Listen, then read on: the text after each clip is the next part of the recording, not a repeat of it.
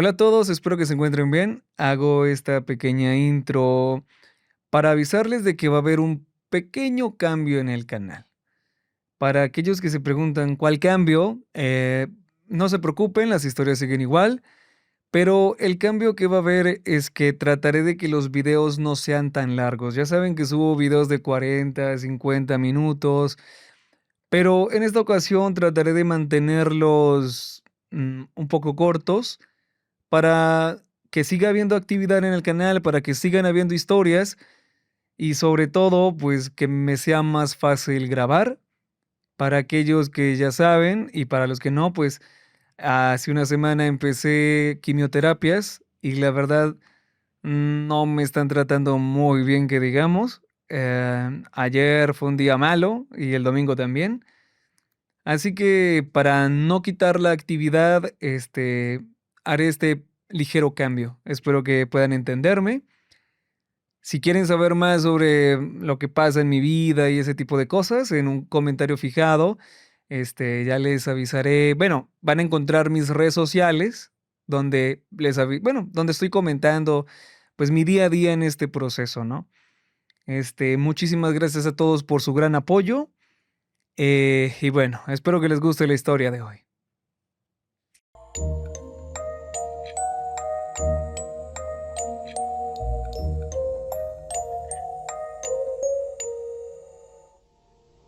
Cuando mi esposa y yo nos mudamos de Los Ángeles a un pueblito en Ohio hace poco más de un año, muchísima gente nos preguntó por qué rayos haríamos algo así.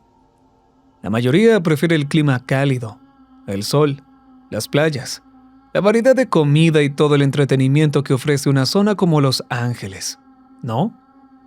Bueno, la verdad es que hubo dos razones principales. Primero, California es un lugar carísimo para vivir, y mi carrera no es que sea la más lucrativa del mundo. Y segundo, logramos encontrar la casa de nuestros sueños. O eso creía yo.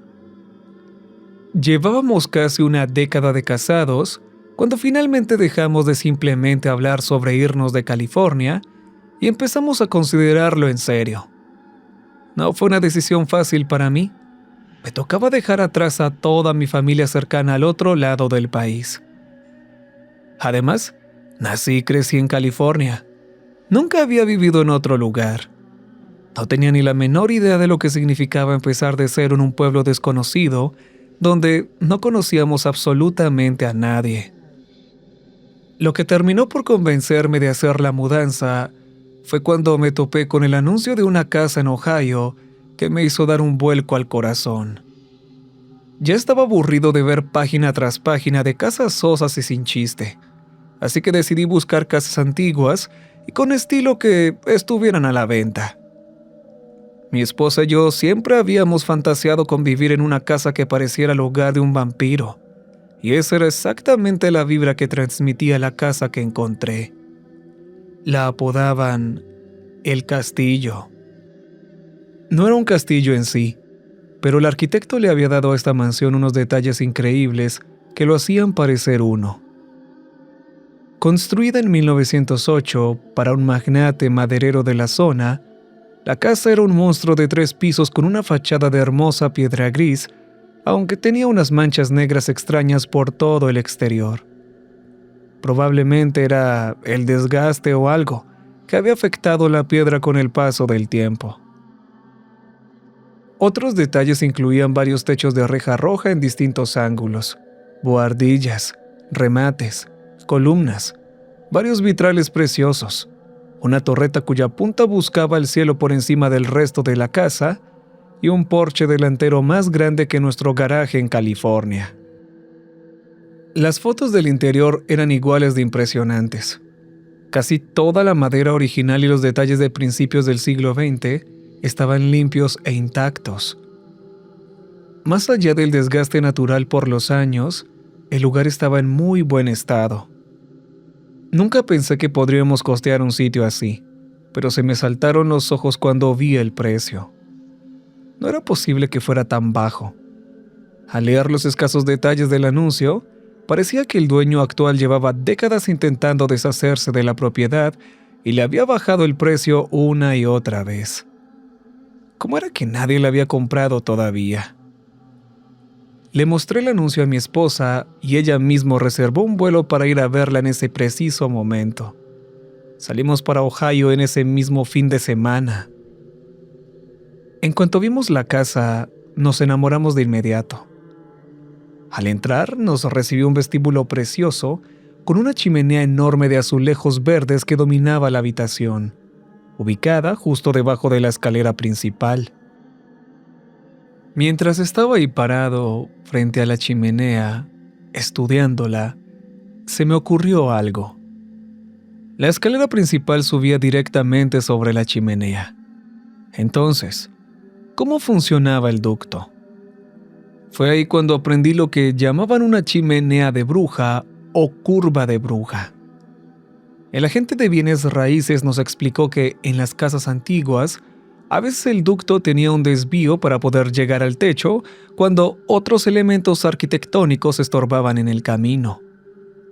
Le pregunté qué tenía que ver eso con las brujas. Me contó que, debido a este tipo de chimeneas, se había creado una leyenda urbana. Al parecer, evitaban que las brujas entraran a la casa porque ellas solo podían volar en línea recta. Si una bruja intentaba entrar, se quedaba atrapada. Me reí un poco al escuchar eso, pero era una superstición interesante. Siempre pensé que el rollo de las brujas era algo más de Nueva Inglaterra. De todos modos, me hizo preguntarme si todas las chimeneas de la casa tendrían esas curvas. ¿Seguían tan preocupados por las brujas a principios del siglo XX? Al estudiar la chimenea del vestíbulo, supusimos que el ducto debía estar inclinado hacia atrás, por detrás de la escalera, para luego curvarse hacia arriba y llegar al techo. El resto de la casa era igual de impresionante. El ala oeste tenía una sala con un piano de cola y un comedor de roble oscuro con papel tapiz pintado a mano. Hacia el este había una biblioteca que me hizo babear, con estantes que casi llegaban al techo y un rincón de lectura que ocupaba la base de la torre. En la parte trasera de la casa estaba la cocina, muy acogedora, con muchísimos gabinetes antiguos e incluso la hielera original. Y todo esto era solo el primer piso. Nunca llegamos a conocer al dueño, solo al agente inmobiliario, que parecía un hombre inquieto y nervioso. No nos importó, ya que estábamos centrados en la casa. Hicimos una oferta al día siguiente. Como era de esperarse, no hubo otras ofertas compitiendo con la nuestra. Hicimos la mudanza ese septiembre tras una despedida llena de lágrimas con mi familia. Mi esposa, mis 2 perros y yo empacamos todo y nos llevamos nuestras pertenencias desde California hasta casi el otro lado del país. Durante el camino, la emoción y el terror luchaban dentro de mí en partes iguales. ¿Cómo sería nuestra vida ahora en adelante? Lamentablemente, pronto descubrimos que el castillo necesitaba mucho más trabajo que el que habíamos imaginado al principio. Nos habíamos enamorado de la casa tan rápido que no consideramos realmente el mantenimiento que requería un lugar así. El hecho de que el castillo hubiera estado vacío por tantos años se hizo evidente de muchas formas, como el cableado eléctrico anticuado y las tuberías viejísimas. Sin embargo, lo que más me desconcertó fue que todas las chimeneas habían sido selladas con lo que parecían parches de concreto mal hechos. ¿Por qué? Bueno, tarde o temprano tendríamos que destapar esas chimeneas. Cerca de una semana después de nuestra llegada, me desperté de golpe una noche. Miré el reloj de la mesa de noche y vi que eran las 2:09 a.m. No estaba seguro de qué me había despertado hasta que escuché lo que parecía ser un rasguño. Mi esposa estaba a mi lado, roncando suavemente. A ella le gustaba usar audífonos para dormir escuchando música, así que el sonido no la había inmutado. Pero los 2 perros estaban despiertos, echados entre mi esposa y yo en la cama. Se quedaron mirando hacia la puerta abierta de la habitación, con un gruñido profundo saliendo de sus pechos. Al mudarnos, Habíamos instalado una puerta para perros que daba al patio trasero. ¿Se habrá metido algún animal por ahí? Salí de la cama a regañadientes, agarré mi teléfono y encendí la linterna antes de salir al pasillo. Seguía escuchando el rasguño. A veces parecía venir de otra habitación o de adentro de las paredes. A ratos sonaba frente a mí y a otros detrás. Nunca lograba precisar de qué dirección venía. Bajé al primer piso para echar un vistazo, pero para entonces los rasguños habían parado y no encontré nada. A pesar de esa sensación de inquietud en la boca del estómago, regresé a la cama. No sé cuánto habré dormido esa noche, porque mi cerebro me mantuvo alerta por si el ruido regresaba o por si algún mapache con rabia se le ocurría saltarme encima. Durante las siguientes 2 semanas, escuché unos rasguños de forma intermitente durante la noche. Cada vez me despertaban exactamente a las 2:09 a.m. Al incorporarme, siempre encontraba a los perros mirando hacia la puerta del cuarto, lanzando sus gruñidos profundos y molestos. Octubre llegó más rápido de lo que esperaba. El clima se puso frío y las hojas pasaron del verde a todo tipo de rojos y amarillos. Era una vista hermosa. Nunca había vivido un otoño en el medio oeste. Aunque había vivido historias, simplemente no sabía si mi biología californiana estaba lista para esto. Decidí que era hora de destapar las chimeneas para estar preparados por si a la vieja caldera le daba por pasar a mejor vida durante el frío. Empezamos con la principal, la del vestíbulo. Una semana antes habíamos contratado a Jared, un trabajador independiente, para que nos ayudara con las reparaciones constantes del castillo. Para ser honesto, mi esposa y yo no sabíamos mucho sobre arreglos de casas, así que Jared se volvió una ayuda enorme. Lo contratamos porque fue el único de todos los que llamamos que estuvo dispuesto a venir. Todos los demás inventaron excusas sobre estar ocupados en cuanto les daba nuestra dirección. Mirando hacia atrás, fue algo raro, pero en ese momento estaba tan distraído con los arreglos que no le di vueltas al asunto. El primer fin de semana de octubre, le pregunté a Jared si podía destapar la chimenea del vestíbulo. Por alguna razón, su expresión se volvió sombría, pero me aseguró que podía hacerlo. Después de traer un martillo y un cincel de su camioneta, Jared se puso a romper el sello de concreto. Lo dejé trabajando y subí a donde había armado mi oficina para adelantar algunas cosas. La idea de estar con mi esposa acurrucados en un sofá cómodo frente a un gran fuego en esa chimenea tan bonita me había puesto de buen humor. No habían pasado ni 20 minutos cuando escuché un golpe seco en la planta baja, seguido de unos gritos y maldiciones. Los perros, que estaban durmiendo a mis pies, saltaron y empezaron a ladrar como locos. En cuanto salí de la oficina y llegué a las escaleras, el olor más horrible que he tenido la desgracia de inhalar me golpeó la nariz. Tuve que subirme la camisa para taparme y se me nubló la vista mientras me lloraban los ojos. Abajo, vi que Jared había roto el sello de la chimenea. Los trozos de concreto estaban tirados en el fondo del hogar. Los perros corrieron hasta el borde de la chimenea con el pelo del lomo erizado y ladrando como dementes. No lograba que se callaran, así que los encerré en un baño, todo mientras intentaba mantener mi nariz y boca cubiertas. Aunque la verdad, no servía de mucho.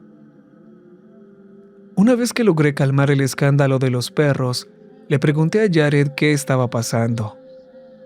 Estaba parado en el umbral de la puerta principal, con arcadas y escupiendo. Me contó que en todos sus años de carrera había trabajado en muchísimas casas y que se había topado con su buena dosis de animales muertos, pero ninguno había olido tan rancio como los que estaba saliendo de esa chimenea. Con la linterna de mi celular, me arrodillé en la chimenea y miré hacia arriba, dentro del ducto. El hedor era infernal. Un agujero negro y profundo me recibió. La verdad no había mucho más que ver, aparte de los ladrillos chamuscados que subían un par de metros antes de que un ángulo de 45 grados desviara el resto del ducto, perdiéndose en una oscuridad que parecía tragarse la luz de mi teléfono. Me puse a abrir todas las ventanas y puertas del primer piso, intentando ventilar ese olor putrefacto. No se había disipado mucho cuando mi esposa llegó a casa una hora después. Casi se va de espaldas en cuanto entró y la peste le pegó de lleno en la cara. Jared llamó a Pete, un amigo suyo que era desollinador, ya que la chimenea iba a necesitar una buena limpieza antes de poder usarse de forma segura. Y él podría deshacerse de cualquier animal muerto que estuviera apestando el lugar. Salió al porche delantero para hacer la llamada. A través de la puerta abierta, escuché lo que parecía ser una acalorada conversación en susurros. Parecía estar entre una discusión y un ruego. Al volver a entrar, me avisó que el desollinador vendría al día siguiente. Para cuando me fui a dormir esa noche, el olor había disminuido un poco. Mientras sentía los ojos pesados, noté que los perros seguían despiertos y alerta, con las orejas levantadas como si escucharan algo. Yo no oía nada, así que supuse que habría algo en el patio llamando su atención.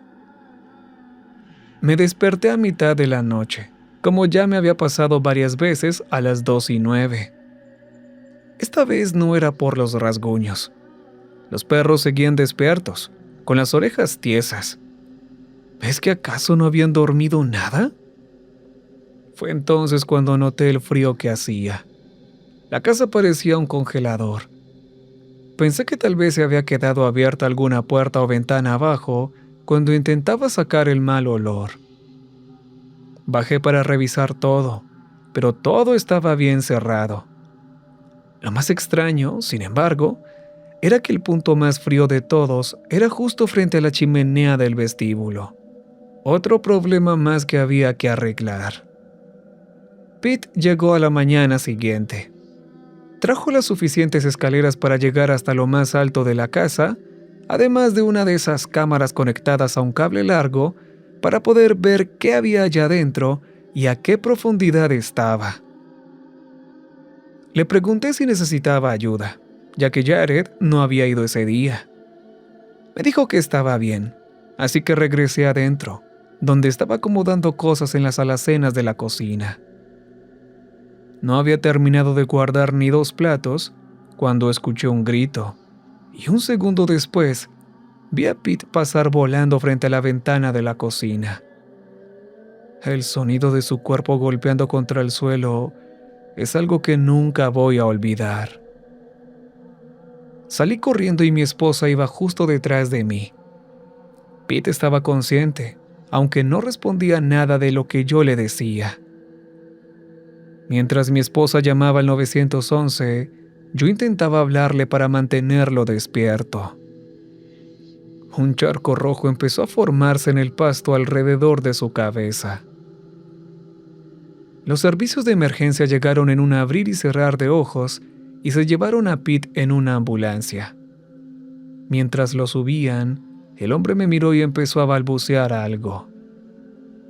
Me acerqué a su lado, pero lo único que alcancé a distinguir de sus susurros roncos fueron las palabras ojos y pelo. Mi esposa estaba muy afectada por lo ocurrido y no podía culparla. Yo también lo estaba, hasta los huesos.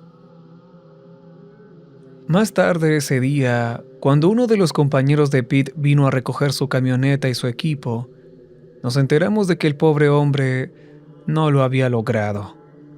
Los doctores hicieron todo lo posible, pero la lesión en su cabeza había sido demasiado grave y falleció. Esa noche no pude dormir. Me quedé sentado en la cama mirando mi teléfono, tratando de distraerme. La imagen de Pete tirado en el suelo en un charco de sangre estaba grabada a fuego en mi cerebro. Nunca había visto algo así en la vida real. Sentía una piedra pesada en el estómago que me daba náuseas cada vez que pensaba en el accidente. Como necesitaba un vaso de agua, bajé las escaleras. Pero en cuanto bajé el último escalón y encendí la luz del vestíbulo, un viento gélido me recorrió desde la dirección de la chimenea. Me di la vuelta y me quedé mirando. No sé qué esperaba ver. El candelabro necesitaba mejores bombillas porque no lograba iluminar el interior de la chimenea, dejando unas sombras tan espesas que hubiera jurado que eran sólidas. Con pasos lentos, me acerqué hasta que la punta de mis pies casi tocaba los azulejos verdes del hogar. Mi teléfono estaba arriba, y me regañé a mí mismo por haberlo dejado en la cama. Mientras estaba ahí parado, tratando de ver entre las sombras de la chimenea, empecé a temblar. Del interior de esa oscuridad salían ráfagas de aire frío. Me di cuenta de que tenían una especie de ritmo. Me subí al borde del hogar y me arrodillé, inclinándome y entrecerrando los ojos bajo la luz tenue. O mi vista me estaba engañando, o había un movimiento sutil en esas sombras, como si la negrura fuera en realidad algún tipo de líquido viscoso. Algo me impulsó a estirar la mano. No sabría decir exactamente qué fue. El aire frío que salía de la chimenea se me había calado hasta los huesos y mis temblores eran cada vez más fuertes. Estaba a punto de meter mi mano temblorosa en la chimenea cuando un ruido repentino a ambos lados me llamó la atención y me hizo reaccionar. Los perros habían bajado y ambos estaban mirando fijamente hacia el interior de la chimenea también, gruñendo con fuerza. Me puse de pie y nos apresuramos a subir. Los tres nos metimos de nuevo en la cama. Aún temblando, me metí bajo las cobijas para entrar en calor y revisé el teléfono. El reloj cambió de las 2:09 a las 2:10. Nuestro pueblo tiene una sociedad histórica, así que fui allí al día siguiente para ver si tenían alguna información sobre la casa. No tenía idea de qué tipo de datos estaba buscando, pero quería y necesitaba saber más sobre nuestro nuevo hogar. Lamentablemente, cuando llegué, la señora de la recepción me contó que en los años 70 hubo un incendio que destruyó gran parte de los archivos. Desanimado pero decidido, le pedí que si podía fijarse si quedaba algo sobre mi casa. Y en el momento en que le di mi dirección, vi cómo la sonrisa desapareció de su rostro. El castillo era muy conocido en el pueblo, me dijo ella, lo cual no me sorprendió.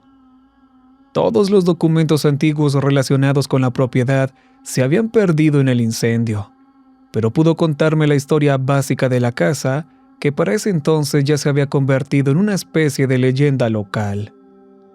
Había sido construida en 1908 para un magnate maderero llamado Joseph Murray, quien se mudó allí con su esposa Margaret, sus dos hijos pequeños Matthew Daniel y su madre anciana Enid. Vivieron felices en el castillo durante unos 5 años, hasta que una noche, según la declaración que Joseph dio después a la policía, se despertó a mitad de la noche al escuchar el reloj de péndulo del vestíbulo marcar las 2 de la mañana. Intentó volver a dormirse, pero notó una temperatura gélida en la habitación, acompañada de lo que describió como olor a carne podrida. Unos minutos después, lo sobresaltó un grito repentino. Esa noche, Daniel y su abuela Enid desaparecieron de la casa. Nunca se encontraron ni un rastro de ellos. El segundo hijo, Matthew Murray, heredó la casa en 1926 tras la muerte de su padre. Su madre ya había fallecido unos años antes. Se había casado con una mujer llamada Libby Avner ese mismo año y pasaron su luna de miel en París. Sin embargo, el mismo día que regresaron, la tragedia golpeó de nuevo a los Murray. Matthew relataría a las autoridades que esa noche se despertó poco después de las 2 de la mañana. La habitación era un congelador y un olor putrefacto flotaba en el aire. Notó que Lily no estaba a su lado en la cama, y fue entonces cuando empezaron los gritos infernales. Saltando de la cama, Matthew corrió escaleras abajo, pero según su relato, en cuanto puso un pie en el vestíbulo, los gritos cesaron de golpe. Lily no estaba en ninguna parte de la casa, y a pesar de los esfuerzos de la policía local y de la comunidad, nunca volvieron a verla. Durante años, Matthew vivió solo en la casa, con la mente trastornada, o eso decía la gente del pueblo. Se negaba a irse o a venderla. No podía creer que Lily simplemente lo hubiera dejado para mudarse a otro lado. En una cálida noche de julio de 1938, los vecinos escucharon disparos alrededor de las 2 de la mañana. Cuando la policía fue a investigar, no encontraron a nadie en el castillo. Lo único fuera de lugar en toda la casa eran unos pelos largos y gruesos, junto con algunas salpicaduras de sangre en el hogar de la chimenea del vestíbulo. Las explicaciones para la sangre y el pelo iban desde maníacos locos y animales con rabia hasta cosas más fantásticas, como bestias monstruosas y espíritus malignos. Matthew nunca reapareció. Al salir de la sociedad histórica, me pregunté qué se suponía que debía hacer con esa información. Ahora me resulta obvio por qué el castillo había sido tan barato y por qué nadie lo había comprado. Pero, ¿qué tanto era verdad y qué tanto era solo folclore del pueblo? No le dije nada de la historia a mi esposa. No tenía sentido preocuparla, no hasta que yo supiera qué tenía que hacer. Nunca me voy a perdonar no haberme tomado las cosas en serio y no habernos sacado de esa casa lo antes posible. Esa noche me desperté una vez más con el sonido de los rasguños viniendo de aparentemente ningún lugar y de todas partes a la vez. Al agarrar mi teléfono, vi que eran las 2:09 de la mañana, tal como ya esperaba para ese entonces. Fue en ese preciso momento cuando escuché que mi esposa empezaba a gritar. Nunca la había escuchado gritar así, pero sabía que era ella. No estaba en la cama a mi lado, y los perros tampoco. Podía oír sus ladridos furiosos mezclados con los alaridos, así que salté de la cama y bajé corriendo al primer piso. Toda la casa se sentía como un congelador, y ese olor familiar inundaba el aire. En cuanto llegué al vestíbulo, encendí la luz. Cuando las luces se prendieron, alcancé a ver un breve destello de algo oscuro retrayéndose hacia la chimenea. Solo fue un pequeño rastro de movimiento negro, con los perros ladrando tras él. ¿Había sido un pie? ¿Una mano? No lo sé. Fuera lo que fuera, dejó atrás un mechón de pelo oscuro y grasiento que olía a rancio. No era el cabello de mi esposa. Los perros se negaron incluso a olfatearlo. Registré toda la casa mientras esperaba a la policía, con los perros a mi lado, pero no pude encontrar a mi esposa por ninguna parte. La policía tampoco. 5 oficiales peinaron toda la propiedad y no hallaron nada. Ya pasó más de una semana. La policía no ha logrado ningún avance para encontrar a mi esposa. No quiero perder la esperanza, pero la culpa, el miedo y la desesperación me están aplastando. Cada noche a las 2:09 me siento frente a la chimenea esperando a que pase algo, aunque no sé qué es lo que espero. Haría lo que fuera por recuperar a mi esposa, pero ¿qué puedo hacer? Cada madrugada a las 2:09 de la mañana, la casa se enfría. Ese olor a podrido sale de la chimenea para llenar cada habitación y escucho los rasguños. Pero hay algo nuevo. Además de los rasguños, he estado escuchando un sonido tenue que viene de adentro de la chimenea del vestíbulo. Juro que lo que oigo son susurros, aunque no logro distinguir ninguna palabra. A veces también hay algo que creo que son risas silenciosas. ¿Podría ser mi imaginación o no? Escribo esto porque siento que me estoy volviendo loco, y para que quede un registro de los hechos. Anoche, cuando bajé a sentarme frente a la chimenea, encontré el anillo de bodas de mi esposa en el hogar. Tenía un mechón de esos pelos sucios y asquerosos amarrado. Estoy pensando en trepar por la chimenea. Tengo que hacerlo, aunque me aterra lo que pueda encontrar.